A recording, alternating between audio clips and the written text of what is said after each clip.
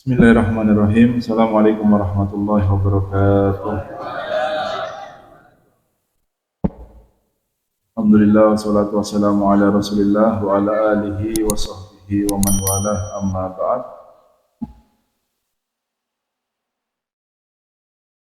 Alhamdulillah, puji syukur kehadirat Allah Subhanahu wa taala dalam semua keadaan. Semoga kita menjadi hamba-hamba sesuai dengan yang diharapkan oleh Allah Subhanahu wa taala. Mendapatkan gelar seorang hamba adalah puncak prestasi manusia. Bukan dirinya yang memberikan gelar, tetapi Allah yang memberikan gelar. Karena hamba adalah tugasnya secara totalitas mengabdikan diri kepada Tuhannya, yaitu Allah Subhanahu wa taala. Baik secara zahir yang dilakukan badannya ataupun hatinya tidak mempunyai keinginan yang lain kecuali pengabdian kepada Allah. Oleh karena itu, panggilan yang paling dicintai oleh Nabi Muhammad SAW adalah ketika dipanggil abd atau seorang hamba. Kita ingin mendapatkan gelar yang paling mulia tersebut dengan umur kita yang pendek ini. Kita ingin meninggalkan semua gelar-gelar yang kita akan tinggalkan ketika kita meninggal dunia. Karena demi Allah itu bukan kemuliaan yang hakiki. Biarkanlah orang yang berpikiran pendek semua mengejar jabatan demi jabatan karena menganggap ketika mendapatkan itu dia akan mendapatkan kemuliaan. Tetapi ketika kita mengetahui kabar dari Allah dan kabar dari Nabi Muhammad SAW bahwa kemuliaan yang sebenarnya adalah ketika kita memberikan totalitas kita baik zahir dan batin kita kepada Allah Subhanahu wa taala. Oleh karena itu banyak orang-orang itu memperumpamakan dengan totalitasnya perjalanan seorang hamba untuk mendekat kepada Allah dengan selalu mengetuk pintu Allah Subhanahu wa taala. Al-Habib Abdullah bin Alawi Al-Haddad, beliau berkata, lam azal bil babi waqif farhaman rabbi wukufi. Ya, saya terus-menerus berdiri di depan pintunya Allah. Ya Allah, rahmati hamba-Mu yang selalu berdiri dan terus-menerus di depan pintu-Mu ini. Maksudnya apa?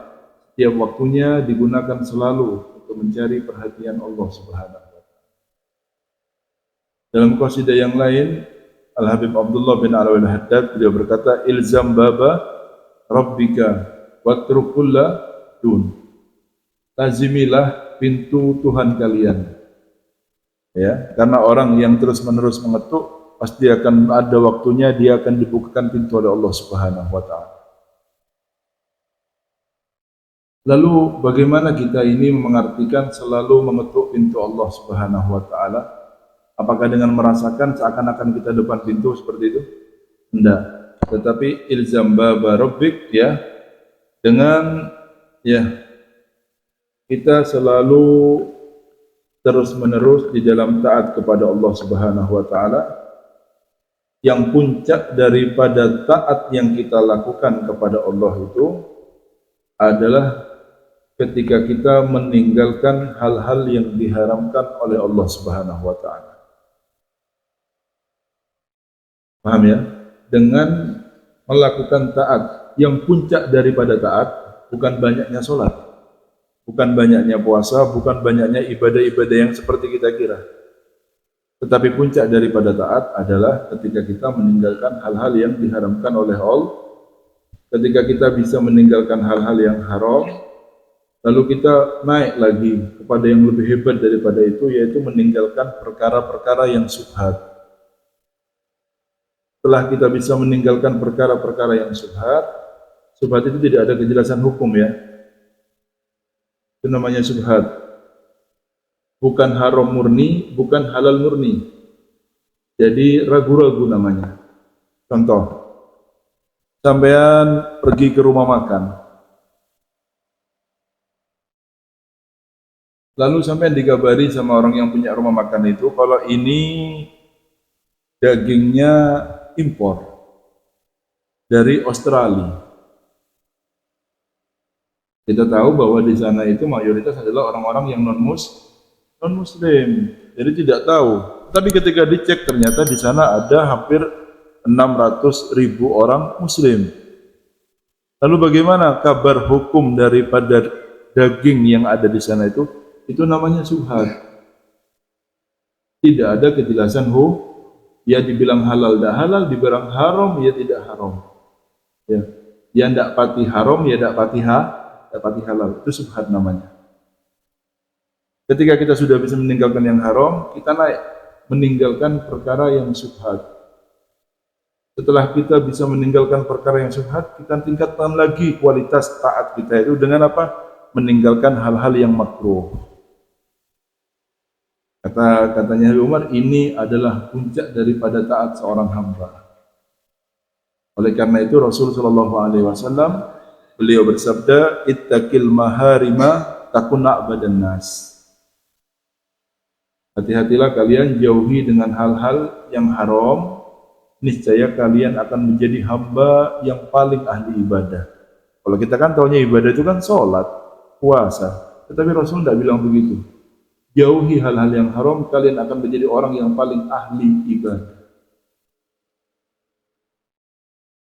Paham ya? Nah, itu namanya melazimi pintu Allah Subhanahu wa taala. Lalu ilzam bab rabbik. Ya, lazimi pintu Tuhan kalian setelah kita meninggalkan yang haram, syuhudan di azamatihi, karena kita menyaksikan keagungan Allah Subhanahu wa taala dalam hati kita. Karena kita merendahkan diri dengan keagungan Allah Subhanahu wa taala, wa ta'arrudan li nawalihi, dan kita selalu berharap untuk mendapatkan pemberian dari Allah.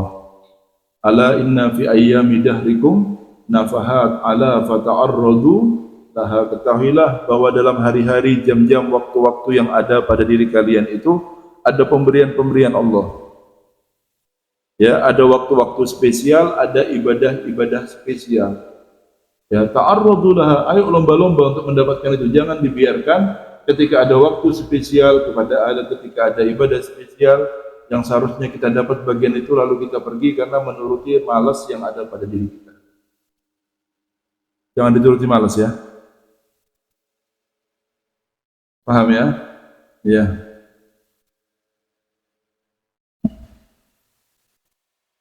Ilzam baba rabbika, ya. Lazimilah pintu Tuhan kalian dengan apa? Mu'tarifan bimagana minka.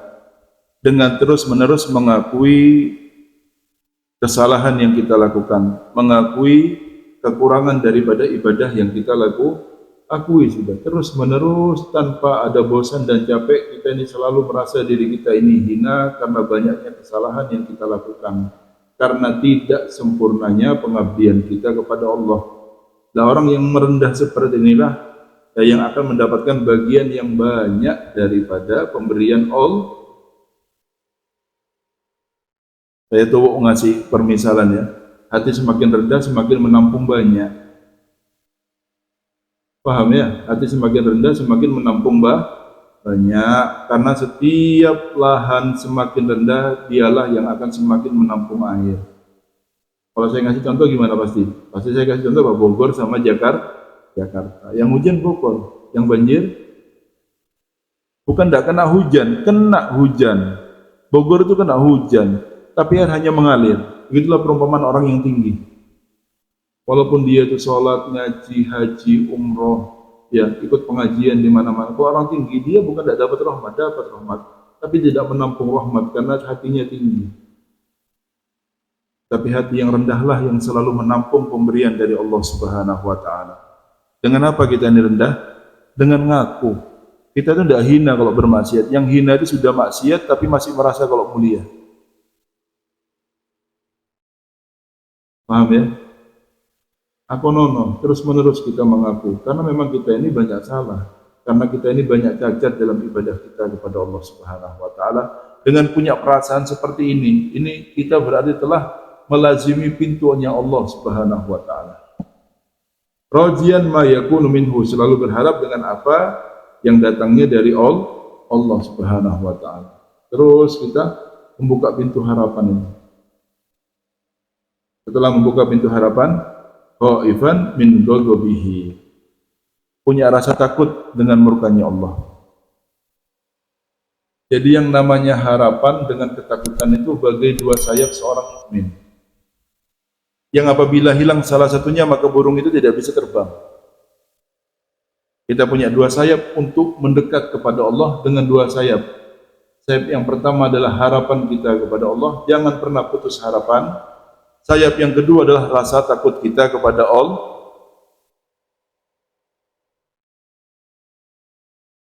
Begitu yang diperumpamakan oleh orang-orang soleh, baik yang di zaman ini atau zaman sebelum kita. Lihat bagaimana mereka setiap malamnya menangis, tapi mereka selalu berharap rahmatnya Allah dalam setiap acara dan setiap kegiatan yang mereka lakukan, dengan selalu mengakui semua dosa-dosanya.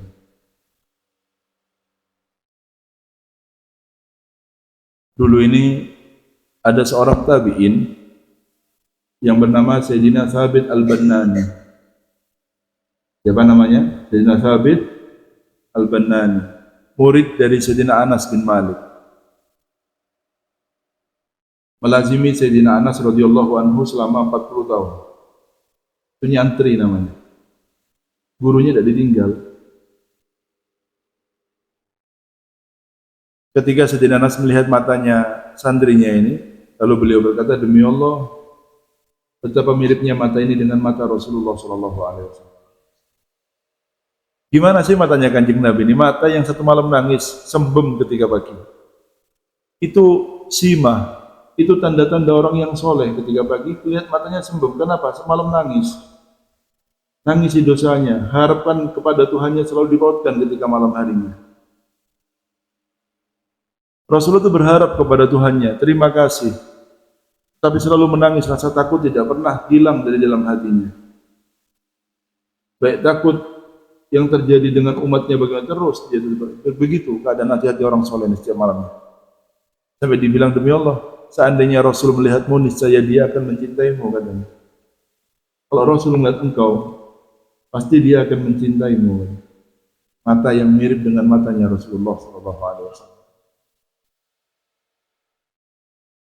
Apapun yang terjadi ya, ini kewajiban kita seperti ini. Paham ya? Jadi ada rasa takut, di balik rasa takut yang tidak pernah hilang di hati kita, kita juga mempunyai satu yang namanya harapan kepada Allah Subhanahu wa taala. Ya, dzakiran lahu bi ta'zim wal ijlal wal ikbar wal mahabbah. Selalu mengingat Allah dengan penuh keagungan, penuh pembesaran dan rasa cinta yang luar biasa kepada Allah Subhanahu. Kita ini kurang berpikir saja sehingga kita tidak cinta kepada Allah. Karena seperti yang dikatakan oleh orang-orang Arab, jibilatul mar'i, ya, itu al-hub liman ahsana ilaihi, atau juga sudah merupakan al-mail ila man ahsana ilaihi, sudah merupakan bawaan manusia. Kalau dia itu cinta dan senang dan cenderung dengan orang yang berbuat baik kepadanya. Sampai dibaik sama orang, pasti sampai senang sama orang itu. Itu bawaan manusia sudah. Seandainya kita mau berpikir saja, mau berpikir sedikit saja, gimana kita tidak cinta sama Allah? Padahal semua yang ada pada kita ini adalah pemberian dari Allah. Cuma kita tidak mau mikir sedikit saja. Ayo dipikir coba. Allah banyak dosa, ditunggu tobatnya. Banyak dosa, dikasih Nabi Muhammad kita semua. Dikasih siapa? Kurang besar tak cintanya Allah kepada kita. Seandainya kita tidak bisa berpikir semua nikmat yang ada pada diri kita dari Allah, cukup kita berpikir di balik banyaknya dosanya kita ini, kita masih dikasih juru bela kita, yaitu Nabi Muhammad. Kurang tak syaratnya untuk kita cinta sama Allah? Tidak ada kurang demi Allah. Cuma kita aja kurang berpikir. Paham ya? Jadi kita ibadah itu dengan rasa cinta kepada Allah. Ya, ilzam baba rabbika bimuwalati awliyaihi wa asfiyaihi wa muadati a'daihi. Selalu lazimi pintu Tuhan kalian dengan apa? Dengan selalu mendekat kepada para aulianya, para asfiyanya. Orang-orang yang dekat kepada Allah kita dekati. Karena itu jalan pintas kita. Kita cintai mereka dengan sepenuh hati kita, jangan separuh-separuh. Karena kita banyak kecenderungan hati ya. Kita sebagai manusia ini cinta dengan istri kita cinta dengan anak-anak kita cinta dengan orang tua kita cinta dengan guru kita cinta dengan aulia dan sholihin. Lalu kita mendapatkan kabar bahwa manusia itu dikumpulkan dengan yang dicintai. Pertanyaannya, dengan siapa lalu kita berkumpul? Dilihat kecenderungan hati yang paling besar kemana, dengan mereka lah kita akan berkumpul. Cenderungnya itu paling besar kemana? Condongnya hati. Paham ya? Condongnya hati paling besar kemana? Betapa beruntungnya orang ketika dilihat sama Allah, walaupun amalnya sedikit, hatinya condong luar biasa kepada aulianya Allah. Paham ya? Jadi dia itu condong cintanya itu bukan gaya, tapi asli memang dari hatinya. Dia benar-benar melihat ini bukan manusia biasa, tetapi melihat keistimewaan yang Allah titipkan kepada orang itu, bukan melihat manusianya. Kalau sampai ngelihat manusianya, maka orang siapapun itu, walaupun aulianya Allah, akan tampak seperti biasa saja. Sampai akan dengar cerita keramat-keramat karena sampean tidak hidup di zamannya. Paham ya? Mau itu Sayyidina Syekh Abdul Qadir Jailani, mau itu siapapun yang sampean kenal, itu cuma satu alasannya kita bisa nyebut ya apa namanya, qaddasallahu sirrahul aziz. Orang Indonesia kan seperti itu, kalau sudah disebut nama Syekh Abdul Qadir Jailani, saya mesem. Ya sampai tidak hidup di zamannya. Kenapa? Saya yakin kalau sampean hidup di zamannya, belum tentu sampean percaya kalau Syekh Abdul Qadir itu walinya Allah.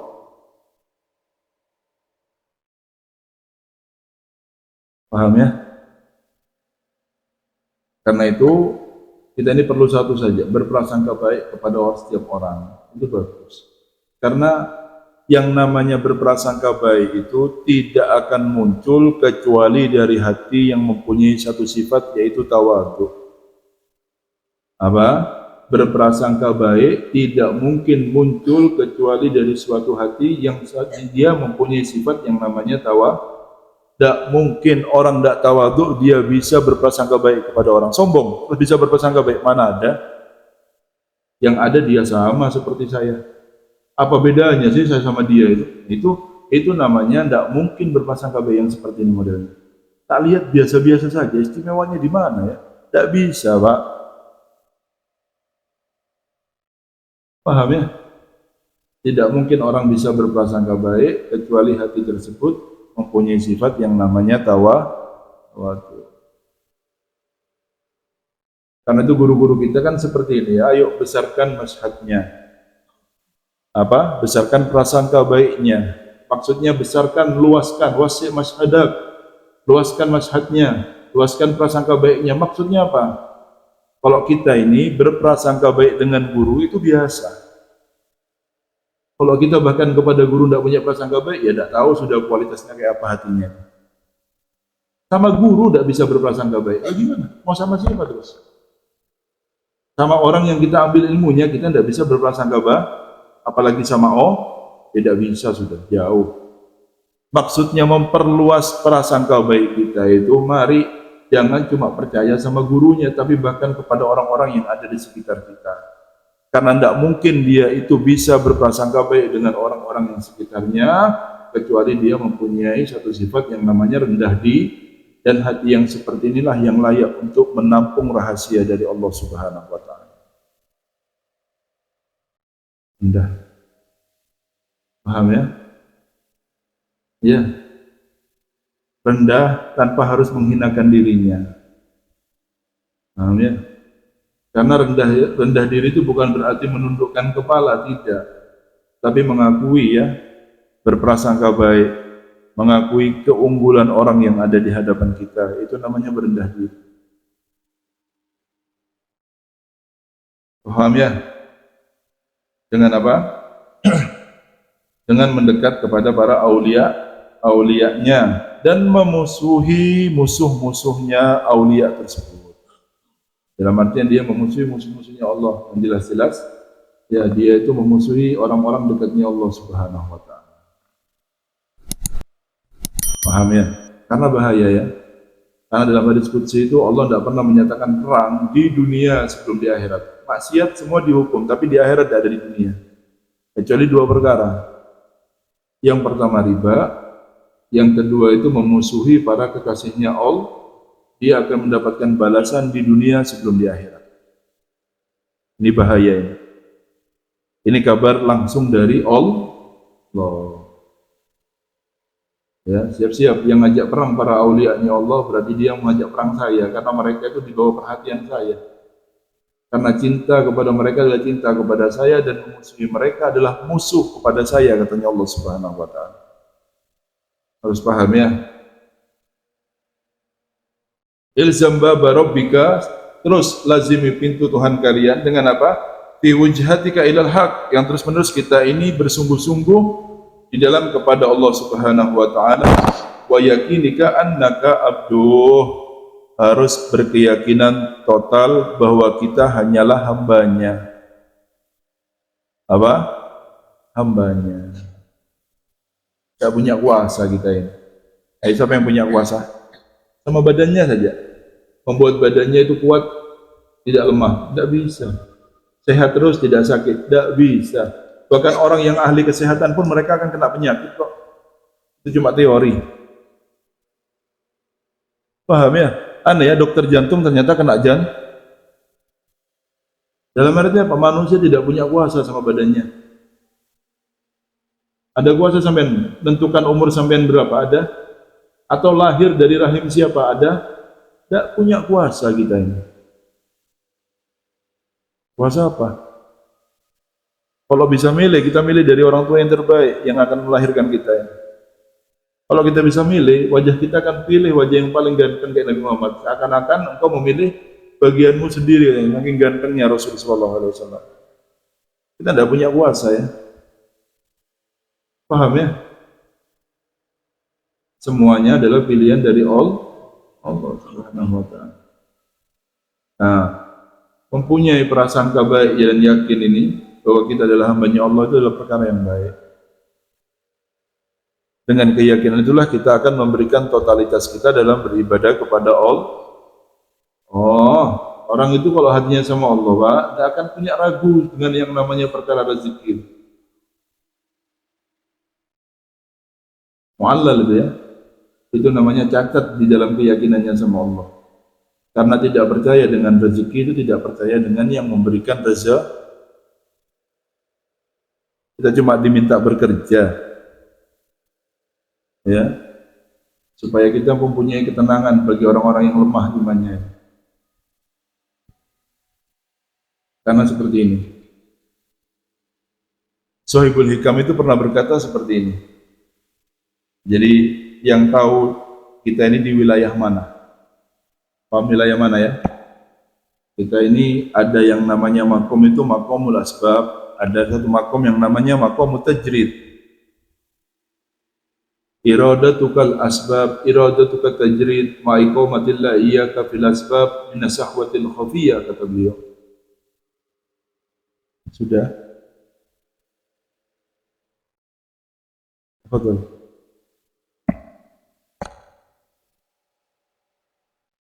Assalamualaikum. Waalaikumsalam Muhammad Amin. Alhamdulillah tayyibin.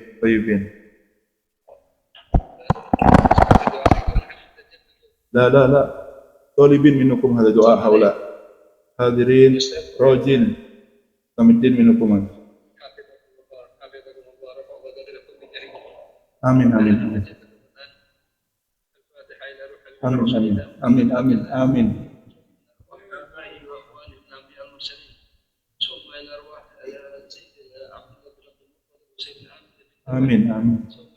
جميع آبائي وإخواني والأنبياء المرسلين ثم إلى سادتنا الأئمة حبيب عمر عثمان وعلي ثم إلى سيدة فاطمة الزهراء خديجة الكبرى فاطمة عائشة الرضا ثم إلى جميع بنات رسول الله وأولاد رسول الله وزوجات رسول الله وسيدنا حمزة بن عباس سيدنا عبد الله بن عباس سيدنا الإمام علي بن أبي طالب محمد الباقر الصالح والرحيم وصلى الله عليه وسلم ثم إلى جميع المتقين جميع المعنى جميع من وجميع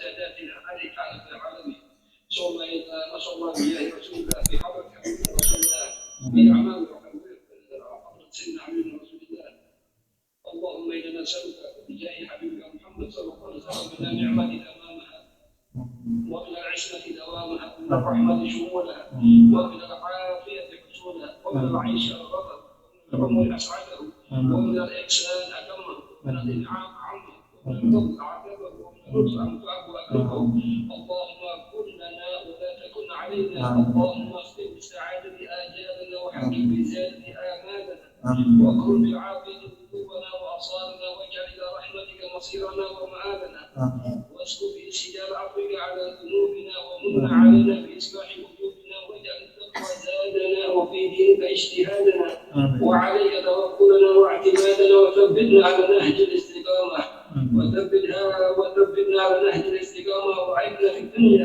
بموجبة الندامة يوم القيامة وخفف عنا بجاه رسول الله كبر الأوزان وارزقنا بجاه رسول الله عيشة الأبرار واكفنا واصرف عنا بجاه رسول الله شر الأشرار واعتق رقابنا ورقاب آبائنا وأمهاتنا وأولادنا وإخواننا وأخواتنا وقرابتنا وعشيرتنا من عذاب القبر ومن النار برحمتك يا عزيز يا غفار يا كريم يا ستار يا حليم يا جبار يا الله يا الله يا الله يا رحمن اللهم إنا نسألك بكرامك وجودك وفضلك وإحسانك اللهم يا رب سيدنا محمد وآل سيدنا محمد أسألك بحق سيدنا محمد أن تصلي على سيدنا محمد وأن تحببنا إلى سيدنا محمد وأن تحببنا إلى سيدنا محمد وأن تخلقنا بأخلاق سيدنا محمد وأن ترزقنا المطالعة سيدنا محمد وأن ترفع الحجاب بيننا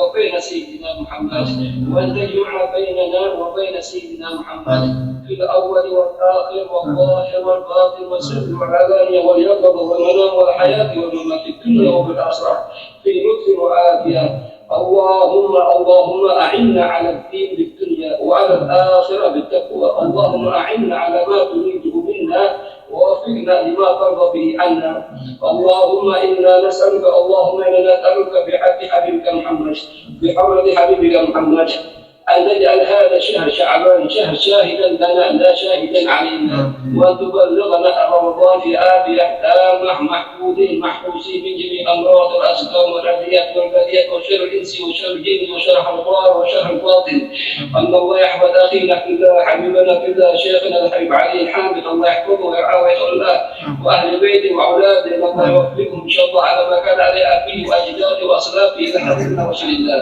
في حضرة حبيبنا رسول الله هذا المجلس الذي أقام فيه كل مجالس الذي أقام فيه بنفع العباد والبلاد على كمال المتابعة لسيدنا رسول الله وأن الله يحفظ صاحب البيت أخينا الحافظ صالح الله يحفظه ويرعاه ويتولى من كل سوء في دار الدنيا ودار الآخرة اللهم بحق سيدنا محمد وآل سيدنا محمد وأصحاب سيدنا محمد من له حاجة من الحاضرين في هذا المجلس وأهاليهم وأولادهم الله يكفيهم بحاجة حوائجهم يا أرحم الراحمين اقض حوائجهم يا أرحم الراحمين اقض حوائجهم يا أرحم الراحمين بجاه حبيبك محمد بحضرة حبيبك محمد مع حبيبك محمد الله يحفظنا يا رب من كل سوء في دار الدنيا ودار الآخرة احفظ أولادنا احفظ أهلنا وبناتنا وذريتنا من فتنة الزمان وأهله اللهم اجعل مستقر العلم النافع قلوبنا ومستقر أربابه ديارنا اللهم اجعل مستقر المعرفة بالله قلوبنا ومستقر أربابها ديارنا اللهم اجعل مستقر اليقين التام قلوبنا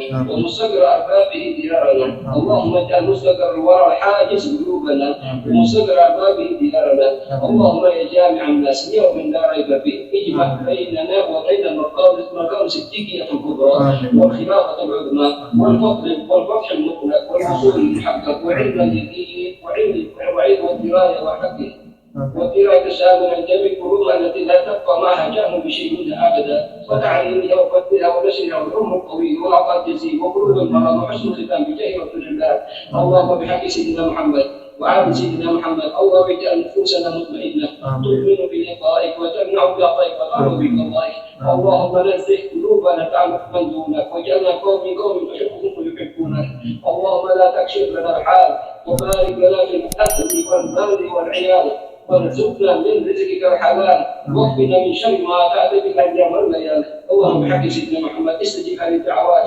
اللهم بحق سيدنا محمد اكرمنا بزياره سيدنا محمد ومن حاضرين وبمكان سامعين في هذا اللقاء في هذا المجلس المبارك. الله يديم هذا المجلس الى يوم القيامه بحق رسول الله بحق فاطمه الزهراء ويكون هذا المجلس مستمر متصل بجماعه حبيبنا محمد صلى الله عليه وسلم في جميع اقوالنا وافعالنا وحركاتنا وسكناتنا يا ارحم الراحمين. على هذه يكون صالحا جامعا شاملا لخير الدنيا والاخره بمدى الخضوع والمنوع والرضوع والصدق والقلب والروح. الله يجعل بيننا وبينكم شر متحابين في الله متزاورين في الله متعاونين على نشر شريعه رسول الله بتاج رسول الله بحبل الحمد رسول الله. على هذه يكون صالحا جامعا شاملا لخير الدنيا والاخره. الا وانا وحبيبنا مولانا سيدنا محمد بن عبد الله صلى الله عليه وسلم. بسم الله الرحمن الرحيم.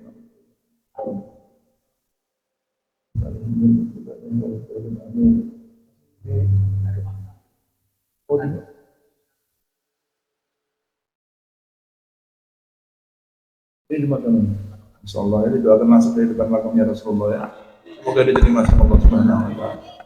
Allah, ihtimam luar biasa ini. Untung anda punya holik di sini ya. Ya, orang-orang itu ngelihat ya orang yang sungguh sama anda ya. Makanya antum jangan separuh-separuh kalau sama guru. Orang guru itu nilai sama santrinya. Mana yang sungguhan, mana yang kan. Yang sungguhan guru itu masih perhatiannya sungguhan juga. Semoga kita diperhatikan sama guru-guru kita ya. Saya teruskan sedikit ya. Ya semoga doanya diterima semua ya dari kita.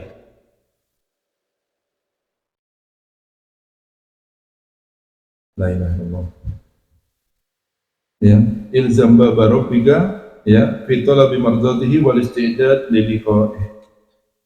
Lazimi pintu Tuhan kalian dengan selalu mencari ridhonya bukan ridhonya manusia. Ridho nas goya ya yang namanya goya la tudrok. Itu ridhonya manusia itu adalah puncak yang tidak akan bisa kita capai. Tidak ada orang itu disenangi sama semua manusia, itu tidak mungkin ada. Waridullah goya la tudrok. Ridhonya Allah itu adalah puncak yang tidak boleh kita tinggalkan. Harus kita panjat bagaimanapun. Karena kita ini ibadah niatnya untuk Allah. Belajar ikhlas ya. Jangan berbuat karena diri kita, bukan karena maslahat kita, bukan untuk nama baik kita, bukan untuk golongan kita, bukan untuk partai kita, bukan untuk majmu'ah kita, bukan untuk dan bukan untuk lainnya. Hilangkan semua. Sekali-kali kita beramal itu untuk Allah, bukan untuk keuntungan semata, bukan untuk ini, bukan untuk itu. Jangan cuma berharap untuk mendapatkan, tapi sekali-kali mengeluarkan untuk Allah Subhanahu wa ta'ala. Ingat ya, mungkin sama-sama mengeluarkan, tetapi niat kadang-kadang orang itu untuk supaya namanya baik. Beda dengan orang yang niat itu karena dia mencari ridhonya Allah, cari perhatiannya orang, kepingin bagus dengan golongannya dan lain sebagainya. Itu tidak sama dengan orang yang karena Allah. Karena ya, ternyata semua apa yang kita lakukan kalau itu tidak murni untuk Allah tidak bisa menolong kita apa-apa. Makanya Sayyidina Junaid al-Baghdadi itu beliau ketika meninggal dunia ini ngomong kelas Junaid al-Baghdadi. Ini Sayyidina Junaid ini seperti Syekh Abdul Qadir Jailani, wali besar ini. Ditanya dengan orang yang memimpikan beliau setelah meninggal dunia, apa yang Allah lakukan kepadamu? Dibilang hilang semua apa yang saya kerjakan. Dari dakwah apa semuanya hilang semuanya. Tidak bermanfaat untuk saya kecuali beberapa rakaat yang saya rukuk di dalam kegelapan malam yang tidak ada yang tahu kecuali saya dengan Allah Subhanahu wa ta'ala. Karena yang saya lakukan depan orang itu hampir semua tercampur dengan sifat yang namanya riya. Tidak ada yang murni untuk Allah Subhanahu wa ta'ala. Pengen dilem. Apa? Kepengen dilem. Kepengen dipuji sama orang. Yang murni untuk Allah jarang.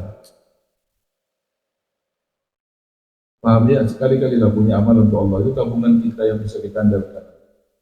Kalau antum semua amal perbuatannya hanya untuk golongannya, untuk nama baiknya, untuk ininya, apa yang mau dibawa untuk Allah? Kapan kita mau berbuat untuk Allah? Paham ya? Ngerti ya? Karena itu bolehlah kita ini menampakkan amal perbuatan baik kita depan orang, tetapi semua orang soleh itu punya tabungan rahasia. Perbuatan baik yang tidak diketahui oleh orang-orang yang di sekitarnya, bahkan dengan istri dan anak-anaknya. Ini tabungan saya sama Allah. Dan berbahagialah kalian kalau punya celengan rahasia. Bahkan ketika kita meninggal pun tidak ada satu orang yang menyebutnya. Karena memang kita sembunyikan rapi-rapi, karena kita tidak ingin ketahuan amal baik kita tersebut. Harus punya celengan tabungan rahasia yang tidak ada yang tahu kecuali kita sama Allah. Paham ya? Ilzam baba rabbika bil amali bi adabi ya nabihi sallallahu alaihi wasallam.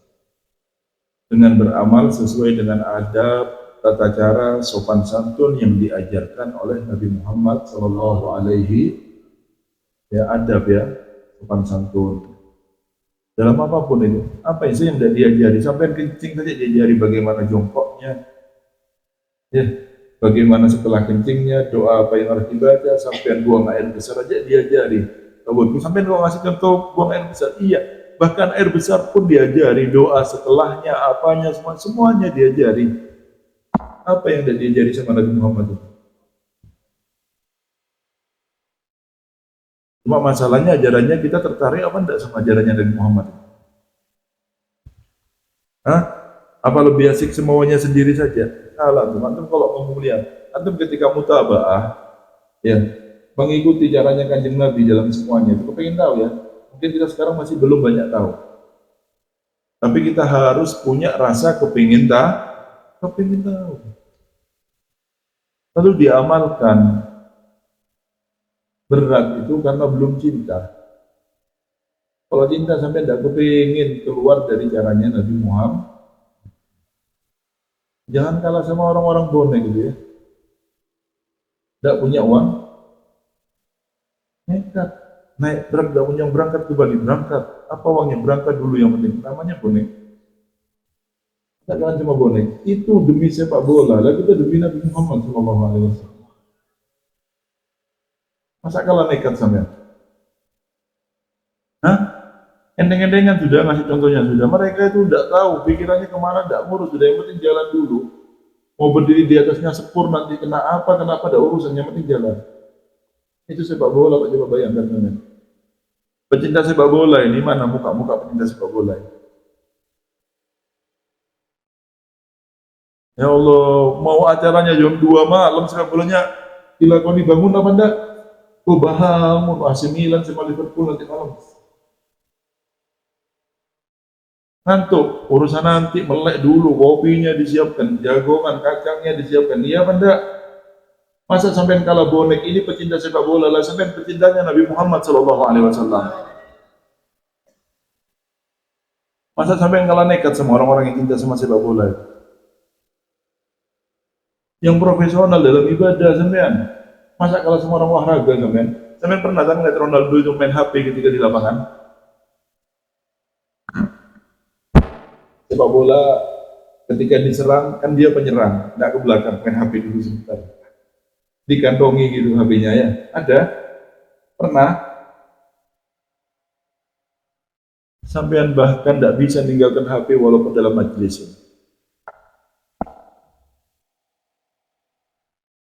Sholat geteng. Tadarus nanti Al-Quran dia, kalau bukan waktunya ngaji, yang dibuka apanya? Intinya. Kenapa kalau nyemak temennya baca tuh kok rugi dah? Kan membawa kalah sama pemain bola juga.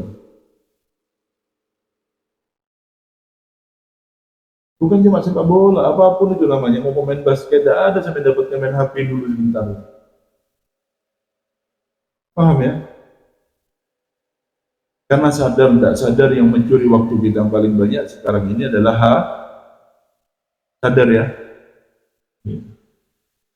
Kabar semuanya. Apalagi habis pemilihan presiden ya, untuk melas semuanya dalam.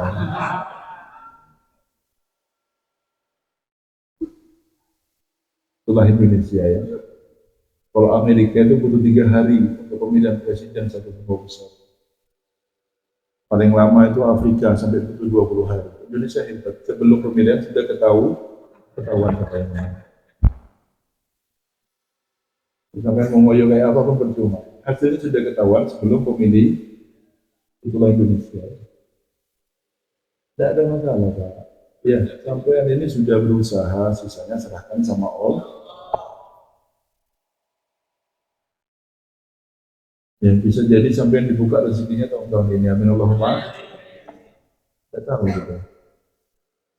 Ya, karena itu bukan akhir segalanya. Berapa banyak orang yang kalah sebab daripada bangkitnya.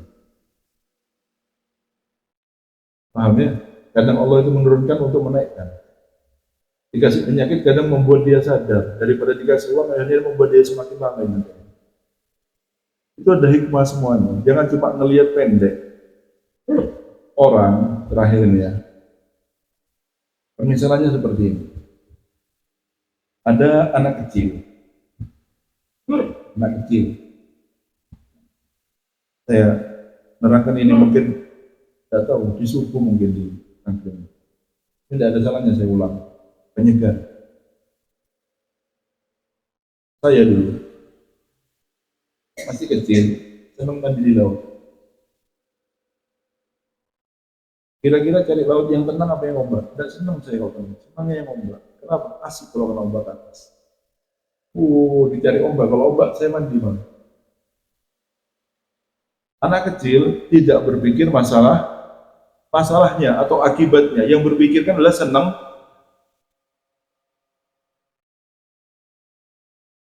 Paham ya? Itu otaknya anak sampai ke Tanggul. Pas 4 SD saya ke Tanggul. Tidak ada pantai, adanya sungai besar-besar. Kalau sudah banjir bandang, ya senang. Dari kedeboknya pisang buat perahu, main arung jer. Itu kalau kena batu, kepala, ataupun ada apa itu bahaya. Tapi anak kecil tidak mikir itu semuanya, yang pikirkan cuma senang. Tidak, saya ngasih perumpamaan saja. Itu pikirannya anak kecil. Kalau orang tua yang melihat anaknya seperti itu, kira-kira khawatir apa enggak? Kenapa orang tua khawatir? Karena pandangan orang tua itu lebih jauh. Ini bahayanya lebih besar di belakangnya. Itu pikiran orang tua. Karena itu orang tua itu bukan dari umur, tetapi orang tua itu dari cara pikir. Apa yang membuat seseorang itu istiqomah di dalam ibadah? Ya, karena dia itu cara pikirnya pendek kayak anak kecil, cuma melihat capeknya, dia akan putus ibadahnya, tidak akan bisa istiqomah. Tapi kalau melihat jauh ke belakang ada pahala yang sangat luar biasa, dekat kepada Allah, dekat sama Nabi Muhammad, nah cara pandang yang jauh inilah yang membuat orang itu bisa istiqomah dalam ibadah. Sama dengan maksiat. Kenapa orang kok bisa maksiat terus? Karena yang dipikir cuma enaknya, tidak memikirkan akibat enak kecil. Walaupun umurnya tua. Karena tua itu bukan dari umur, tapi dari cara yang mikirnya dewasa, berarti dia tua walaupun umurnya muda. Yang pikirannya kayak anak-anak, maka dia anak-anak walaupun umurnya sudah tua. Kenapa orang kok asik tidak mau bisa ninggal maksiatnya? Karena pikirannya pendek, yang dipikir cuma enaknya, lupa sama akibat. Kalau dia mikir akibatnya masuk neraka, kira-kira dia bisa tidak maksiat sama Allah? Dia bisa, tapi dia nyesel, pasti nangis. Paham cara pikir ya? Makanya jangan kayak anak kecil. Semoga barokah ya. Allah ya, akhir majelis didoakan langsung dari depan makamnya Rasulullah SAW. Semoga semua doa dari Syamil Allah sempurna doanya, kebaikan dunia sampai akhirat didoakan sama guru kita Nabi Muhammad, amin, dan diterima sama Allah Subhanahu wa taala. Lahadini al-Fatihah.